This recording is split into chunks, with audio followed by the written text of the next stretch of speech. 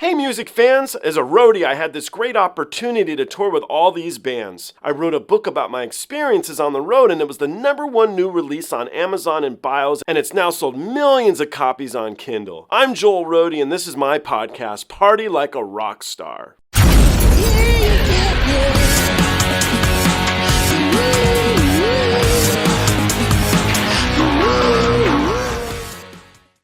This was a request by one of my Patreon members. She just told me that she went on the Sabaton cruise. It was awesome. So she said, can you do a Sabaton track? And she selected this music video for this song. It's called No Bullets Fly, animated story video. I don't know this track. I do know that I like Sabaton. So let's jump in this together. I hope the song is as good as she made it out to be. Let's do this. It's December the 20th, 1943, and in the freezing air high above Germany, Second Lieutenant Charles Charlie Brown is at the controls of his B-17F, the old pub.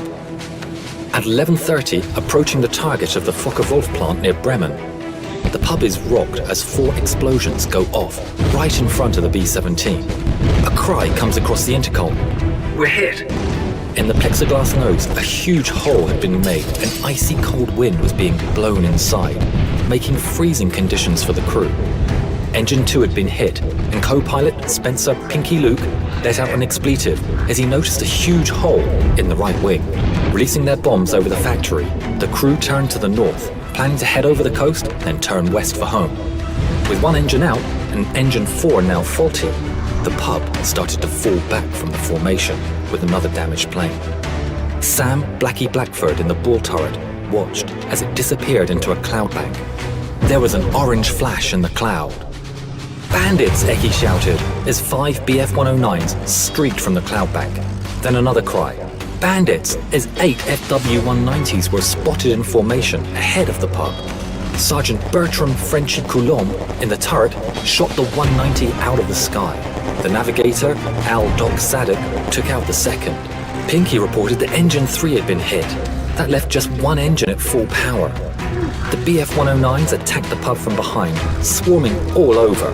But due to the cold wind running through the pub, most of the guns were frozen. In a turn now, the pub was repeatedly hit, taking extreme damage and killing the tail gunner. A shell penetrated and exploded near the waist gunners, injuring the crew and creating a huge hole. The oxygen supply was taken out and the pub spun towards the ground. With the crew unconscious due to lack of oxygen, the B-17 fell for 4 miles. Charlie started to come around and grabbed the controls, pulling back as the plane continued to fall. 5,000 feet, 4,000 feet, 3,000 feet. Just moments from hitting the earth, the plane pulled up, almost scraping the trees as it did. Wow.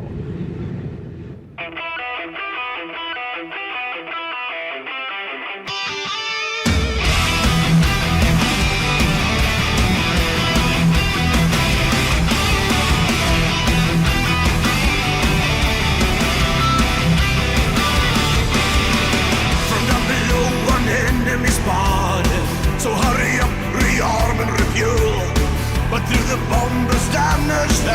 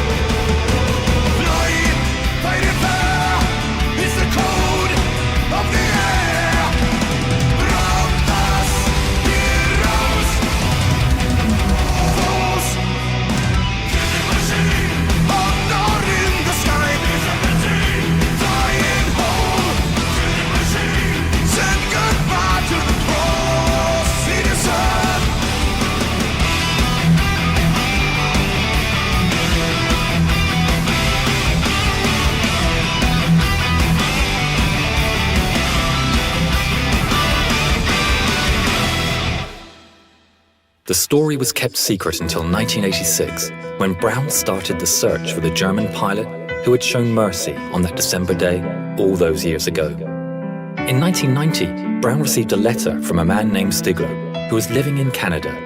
Stigler explained that he had been the pilot of the German fighter who had escorted Ye Olde Pub. This video is of their first meeting. Franz, what were your feelings when you met again for the first time? I was so happy as we met that I clapped him and hugged him. It wasn't easy.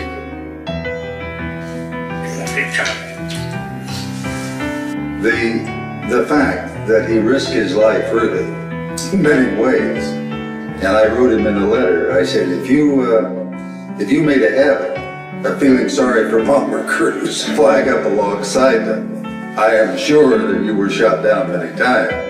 But it was not only the audacity that he came up to us and then recognizing the threat. If someone had seen him and reported him, it could have been a death sentence.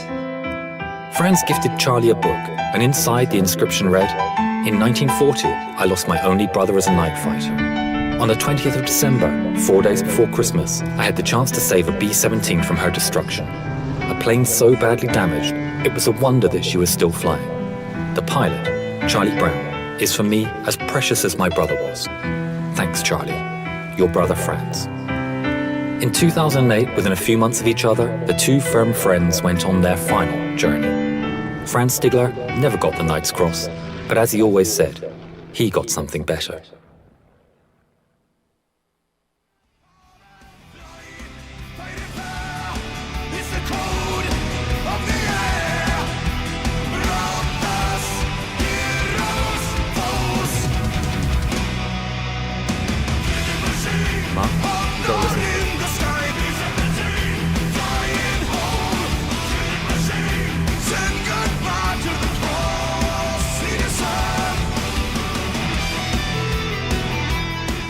Hi, my name is Jovita Tan Stiegler. I would like to thank Sabaton and your song, No Bullets Fly. Because of this, the story of my father will live on. See you on your next concert tour. Safe journey, gentlemen, and again, thank you.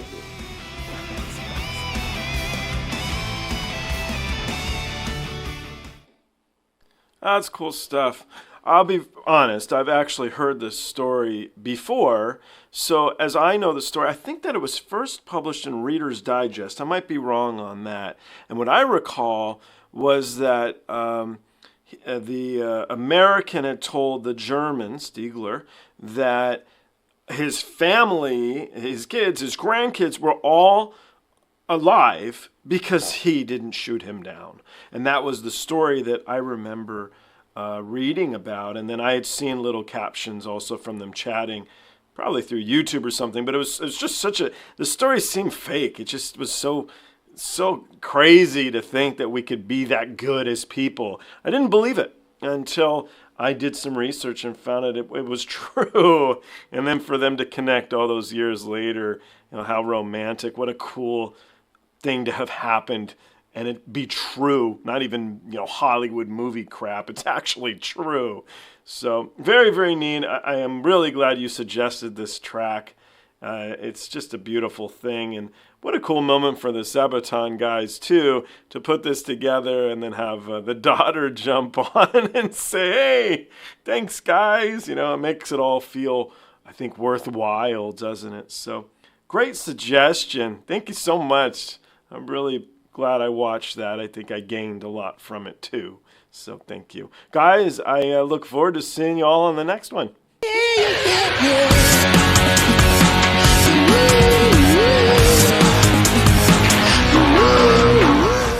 Hey, the podcast is over. What are you still doing here? Well, while you're here, like and subscribe. Thanks.